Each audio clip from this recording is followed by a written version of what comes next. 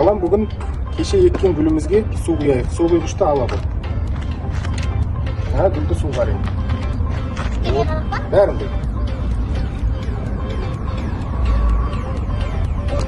Ашон, балам енді жазда көкөністерден жақсы өнім алу үшін біз жерін дайындап қоюымыз керек ерте көктемде, иә? А жерін түзу қылып дайындау үшін біз жіп тартамыз. Ана ағаш талда о басына бар.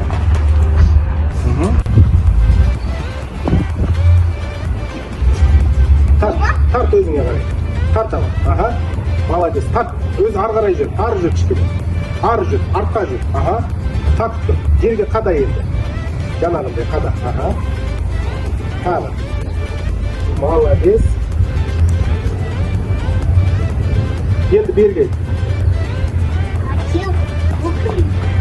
Қандай көкөніс егеміз? Қызанақ.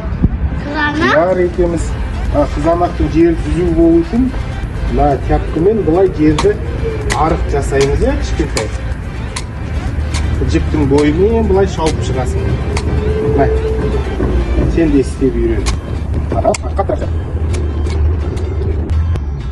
Ал балам, екеуміз енді үй жануарларының кешкі тамақтарын берейік. Сен мұнаны ұстай ғой, мен есікті ашам. Сен тауықтарға жем салып шық, иә? Көбірек па? Иә. Кірді, ана немен қалақпен мына жерге салады. Мына жерге салады. Ой, молодец. Аха. Үй жануарларының тамақтарын уақытымен беру керек. Олардың бізге беретін өнімдері адам денсаулығына өте пайдалы. Болады.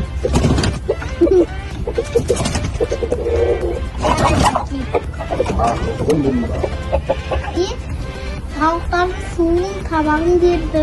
Енді тауық бізге не береді? Тауық өзінің өнімдерін береді, жұмыртқасын береді. Ал балам даладағы жан-жануарлардың тамақтарын беріп келсек, енді үйдегі кішкентай балықтардың кешкі тамағын беру бүгін сенің кезегің. Олар не жейді?